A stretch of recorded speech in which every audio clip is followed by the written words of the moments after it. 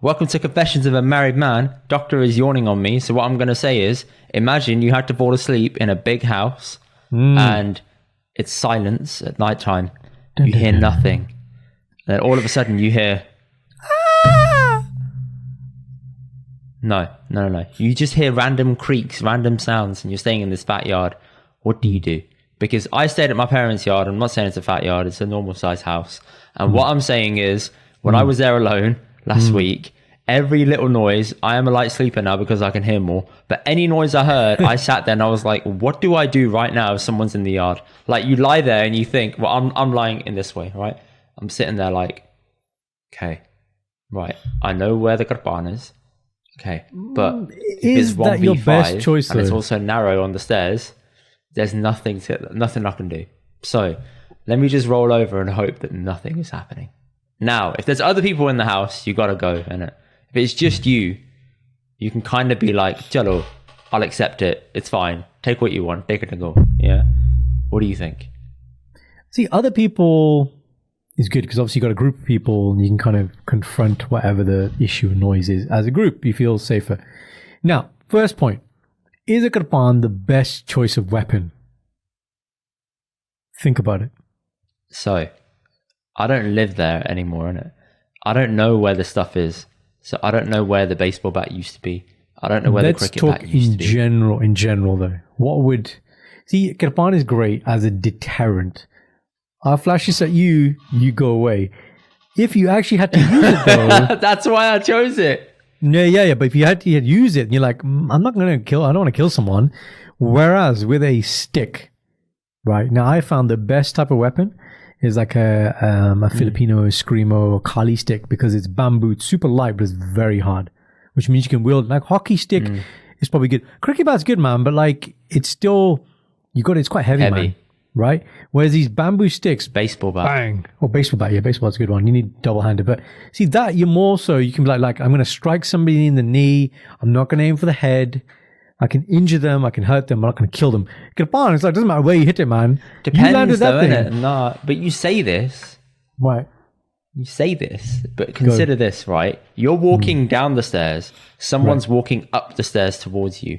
What's in front of you for you to aim at to hit someone? How are you going to aim for the leg then? You're not going to swipe down, are you? You're going to swipe into them. Why is my bloody Alexa going off? Right? You're going to do that. And again, you're using a very specific... Like that's a very... I wasn't talking about like being on an angle, but should you be on an angle? Again, you still got the range. You can still aim for the arm.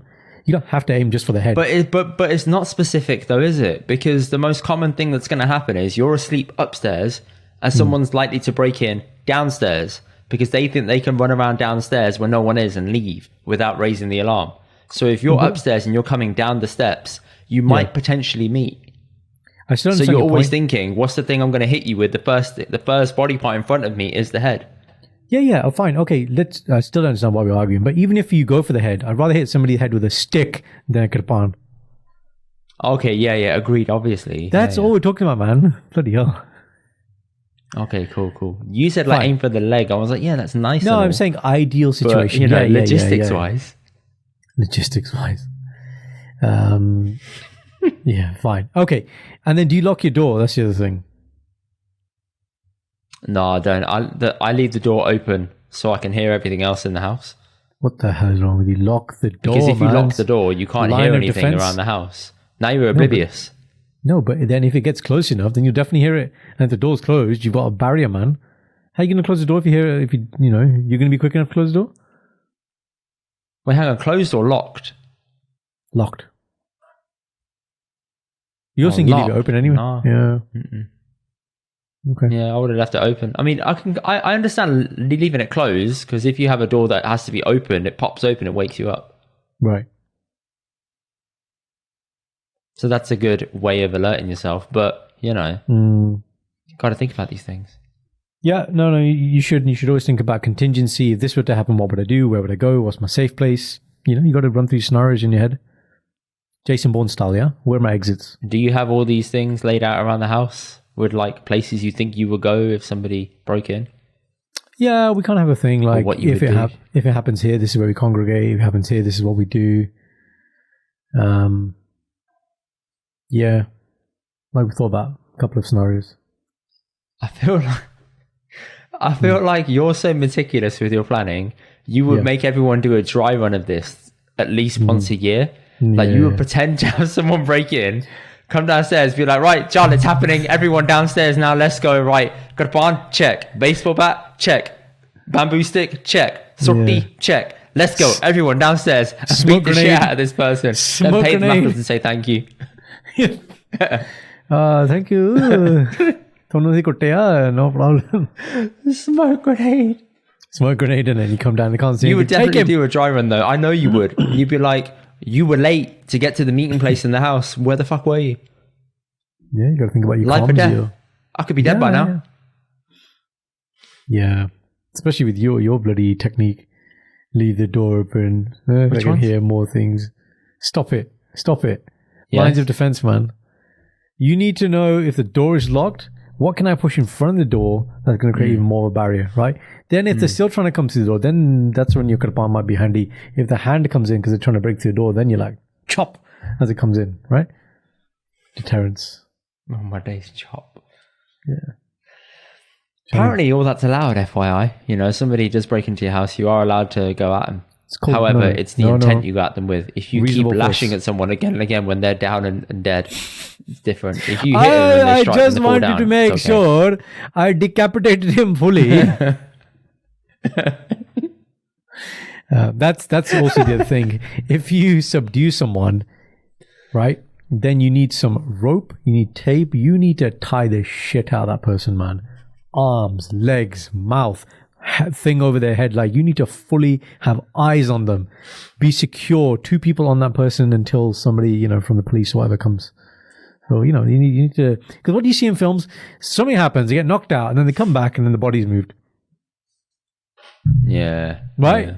You tie that shit up, you put a bag on it. Right? Okay. Well, as a doctor, Karan, if you knock someone out, how quickly do they tend to regain consciousness? It depends on the mechanism of how they've been knocked out.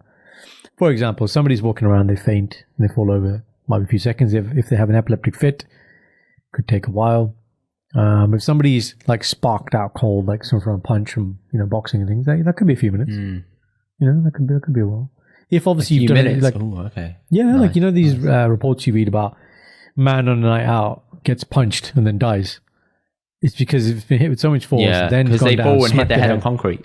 Right, bleeding in the brain, game over. Then you're definitely not waking up. So, yeah. So I mean, there we go. Thank you for making me rethink my entire strategy. I'm now going to have to go home and write a notebook and handbook on how to handle an intruder in the house. My dad will say, Coiny, wake me up. There'll be no problems. That's what I'll say. And then your dad will be like Jordan Belfort and be like, I'll sell you this pen. That's it. The guy would be so happy, but I don't want to take anything else. Right? I don't take anything else. What? Okay, here's an interesting question for you. That's your super dad. What about your other dad? What would his approach be? I'm interested in that. Oh, father-in-law, man. He's thing is, because he's still in like an area where a lot of George still happens. Right. He's very aware of his surroundings, but I don't actually know what he would do. So I need to actually ask him and say, Dad, what would you do if this happened? What's a hypothesis? If I had to hypothesize, I would back him to react the same way as my dad, which is, Jello, one of us is dying today and it's not me. That's how I would hypothesize it. Because low-key, both my dads are OGs, right? And I would consider them to take that stance. Because you've seen both my dad's hands. They're huge, right? They got these bare hands from doing Ketti work, innit? Right? Yeah. So I'm like, well, farming. If you see the size of them, you don't really want to think this is definitely worth dying for. You're like, no, I'm going to go to the next man's house who's scrawny, got a bit of a dead, isn't really moving that well. Yeah, I'll take my chances there. You know? I'm thinking that also Sanj... I concur. I'm also thinking Sanj would be quite formidable. She's grown up in London. Like, she's OG. She's gangster. She knows her way around a needle.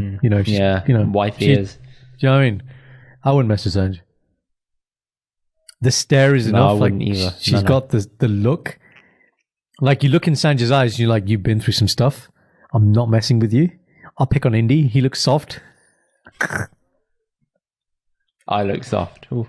I'm the one with anger issues, apparently. Right? Compared I to look saying, soft. yeah, you know what it is with you though, but yours is like cute anger. It's like we can say it to you, like, oh, Indy's getting angry, right? But with Sanj, I wouldn't say it to her. If I was concerned, I'll be like, oh, okay, I'm not looking. I'm just gonna turn away. Like that's like real fear. With you, it's like we just call you out. We're like, oh, he's getting angry. Oh, he's getting angry. Here we go. Does he need feeding? Right, that's what you got to think. But that is generally your thing. Isn't it? It's just food. It's just food, man. You're just a hungry dude. Oh, That's it, man. I'm just a hungry hippo. That's all I am. Yeah.